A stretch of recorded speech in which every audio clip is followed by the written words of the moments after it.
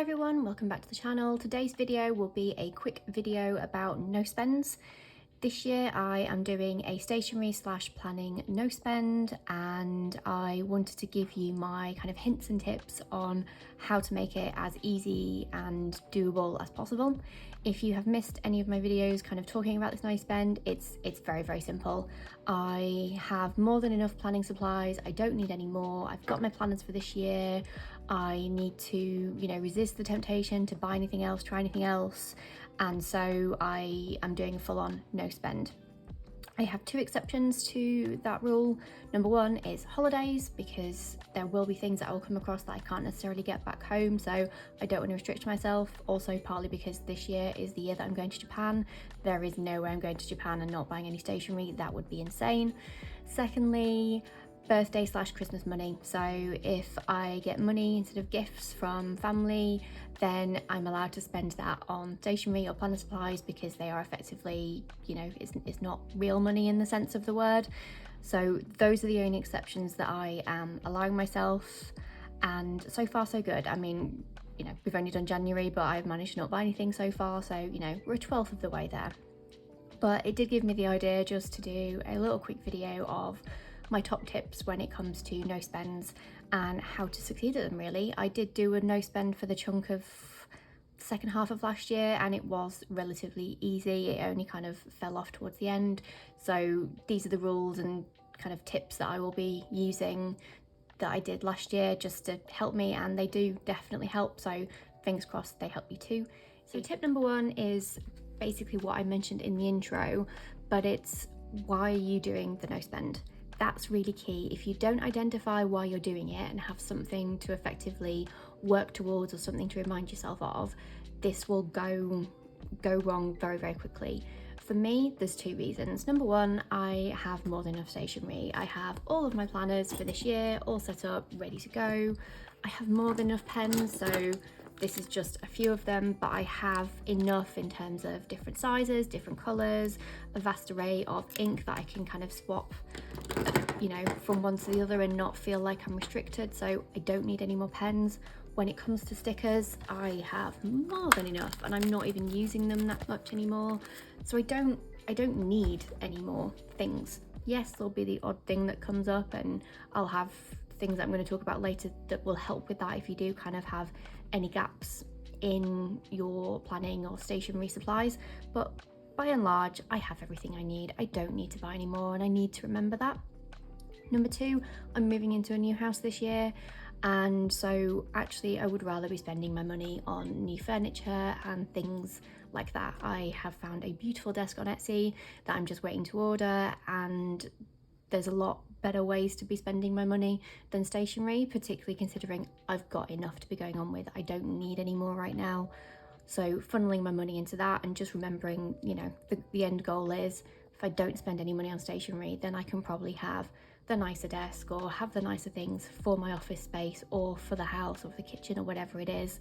Between those two things, when I bear those in mind, then the desire to buy stationery kind of goes away, because I can see the bigger picture. And I don't have a vision board, but for some people creating a vision board might really help. What is the end goal? Why are you doing the no buy?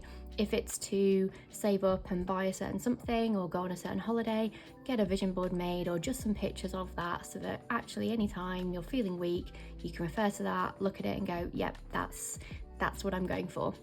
And it will, I promise you, really help, particularly when you've got that little itch to buy something new. Tip number two is to reorganize your stash. How many times do you find things that you had forgotten that you had, whether it be washi tape or stickers or whatever?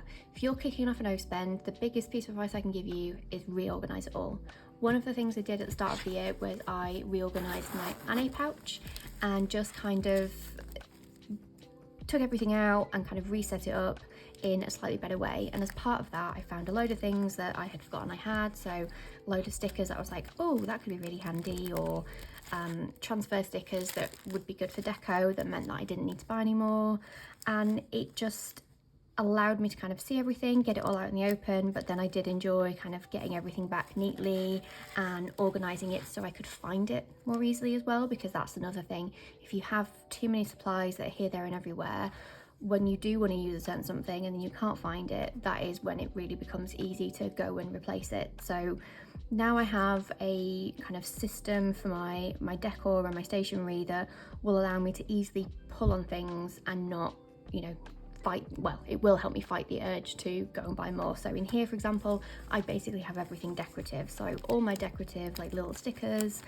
I then have the kitter tapes.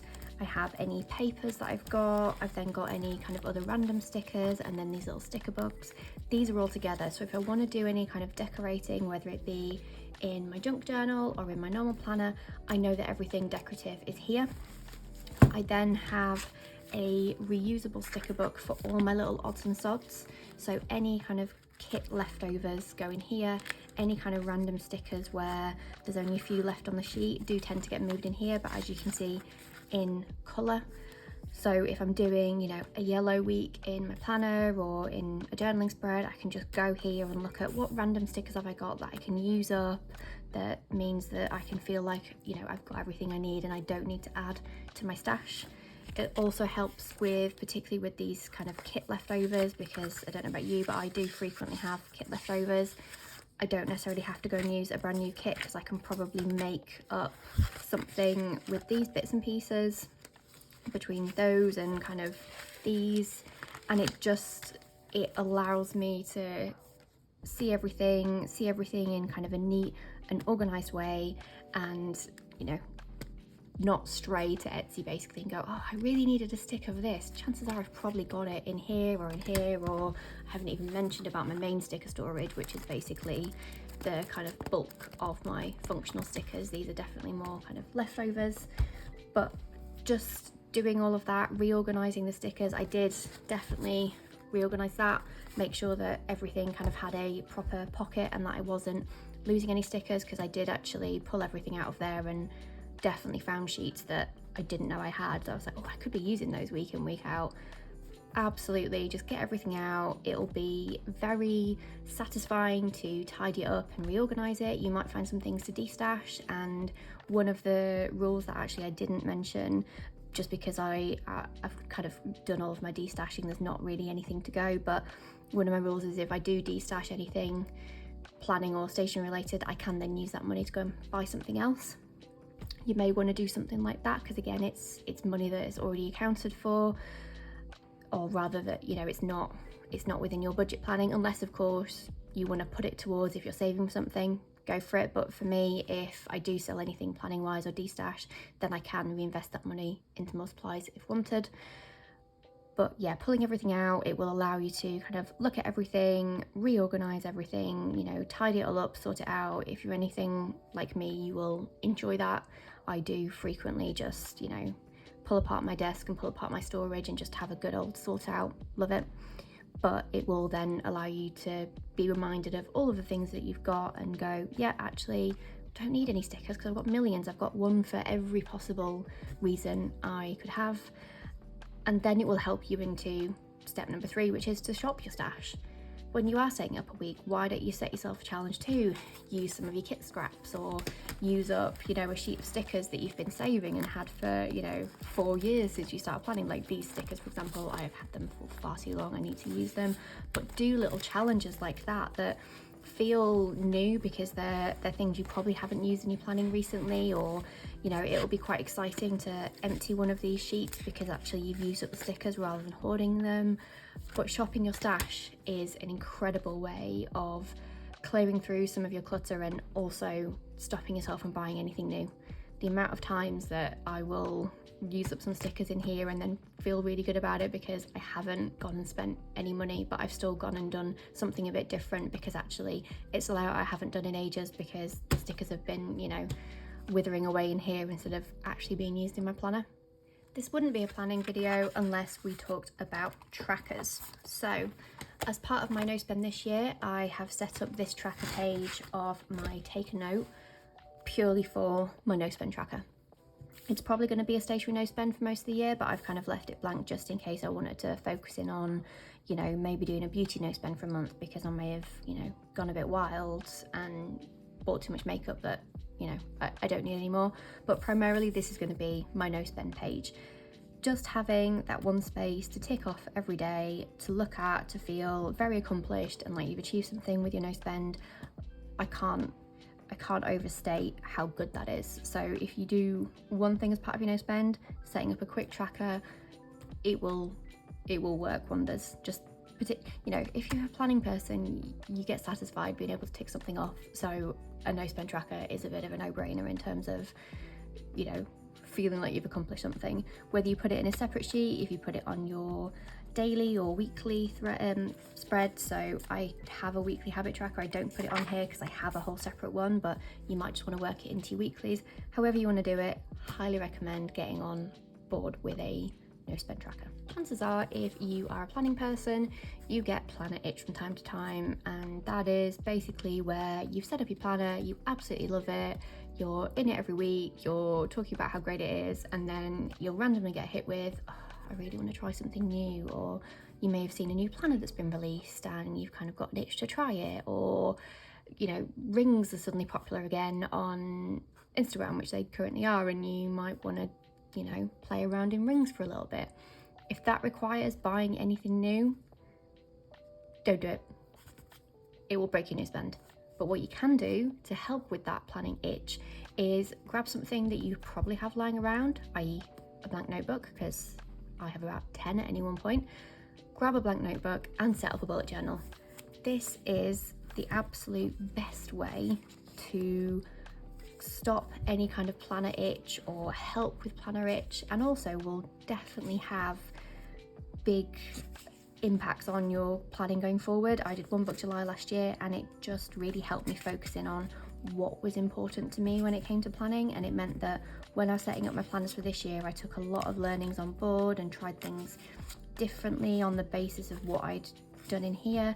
And yeah, it was a really good reset. And even if I'm happy with my planning spread, even if I'm happy with my planning setup for this year, I may still do One Book July just because it was quite fun and I did really enjoy it. But if you are feeling like your setup isn't working for you, or you're seeing lots of cool things on Instagram that you really want to try and you're feeling like you might get weak and spend money, just set up a bullet journal. Doesn't have to be super neat. As you can see, mine is really scruffy. Doesn't have to be super pretty, but I highly recommend doing it because I think you will love it. And even if you don't love the layout and the setup, you'll end up learning from it, and it will probably just scratch that itch long enough that you can go back into your normal planning setup and be calmed and not go forth and spend a load of money on a plotter like I have been trying to avoid doing for quite a while. So yeah, it's a very simple sounding tip, but honestly it will do wonders. Highly recommend. My sixth and final tip is about making your own supplies. Obviously when it comes to pens and things, you can't do that, but the inners of a planner, so you know, layouts, spreads, stickers, all of those things you can make yourself, and chances are you probably have a load of the tools and supplies that you need at home, because if you're at the point of doing a no spend, you probably have a lot of supplies. So inserts, really easy one. You can use so many different kind of software pieces. So I use Silhouette for mine, just because I find it easy, because I use Silhouette for all of my stickers, so you know, I know my way around there. But you can use Word or even Excel. I think like there's a lot of templates and resources online, so if you are feeling a bit of a planner itch and want to change things up and you're in Rings or even Traveler's Notebook, you can make inserts and new layouts very quickly, refresh your setup at very low cost, because let's face it, you've probably already got paper. If you've got a printer, done. Very easy. Same with stickers. If you've got sticker paper, it might be something where you allow yourself to break your no-buy to buy some sticker paper on Amazon, on the basis that actually it'll be cheaper to buy some sheets off Amazon than a whole heap of stickers. And then you can create your own stickers either through free clip art, because there's many resources online, or if you're arty, draw them yourself. Or it could just be actually really simple kind of shapes and things that you want just to use in your bullet journal, or add some titles or things like that. You can create the stickers very easily. You don't need a machine, so you don't need a Silhouette. You can just hand cut everything out. Yes, it takes a bit longer, but there's things that you can do that don't mean you have to go and spend a load of money on stationery and planning supplies. Finally, dividers. If you've got a laminator and laminator pouches, you can make your own dividers either by printing free digital papers in cool patterns, or if you are a paper crafter like me, you will have loads. So I have, over many years, just pulled out some digital papers from various kind of card stock or paper stock packs that I've had from my card making and turned them into dividers. Really simple and easy to do. Definitely worth having a look and shopping your stash and seeing what you can make and get creative with it. Think of new things that you can make for your planner, anything that will give you that buzz of having something new in your planner without necessarily spending any money. And that was my top tips and tricks for beating a no spend. Hopefully this was really helpful and some of these work for you or will work for you. If you are doing a no spend in 2024, good luck, you've got this. If you do have any other tips or things that work for you, please drop them in the comments. If you did like this video, please like and subscribe, and hopefully I'll see you in the next one. Bye!